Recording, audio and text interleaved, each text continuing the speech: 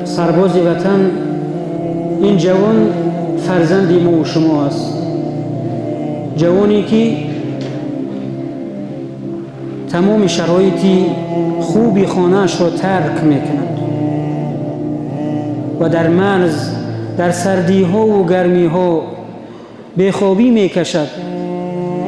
برای چی؟ برای که این وطن و ما و شما آسوده باشیم، ما و شما آسوده بخوابیم.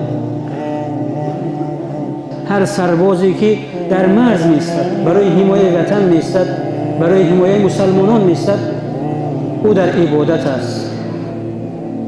ببینید این حدیثی که امام مسلم روایت میکرد میگوید یک خدمتی یک روزه و یک شب اون برابر است، اجر و پاداشش برابر نه بلکه بهتر است، خیرون بهتر است از انسانی که یک ماه پی در پی روزه میگیرد، روزه نافله، و شبها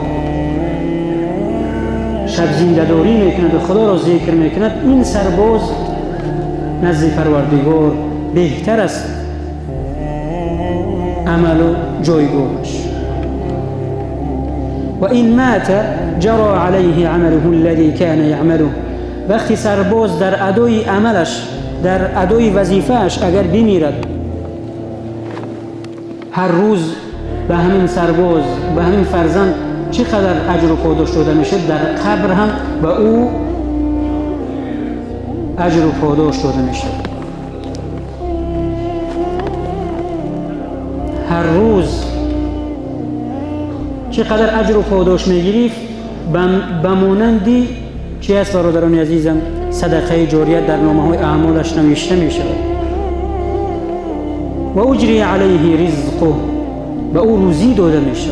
در قبر پرسیده میشه چطور؟ پیامبر خدا صلی الله علیه و سلم اشاره به قبر کردن و گفتن هذا روضة من ریاض الجنه. قبر باغچه های از باغچه های جنت است یا که چاهای از چاهای جهنم. در اخیر حدیث میگه و امن الفتن، و از فتنه های قبر، تنگی قبر، تاریکی قبر، عذاب قبر در امان میمونه.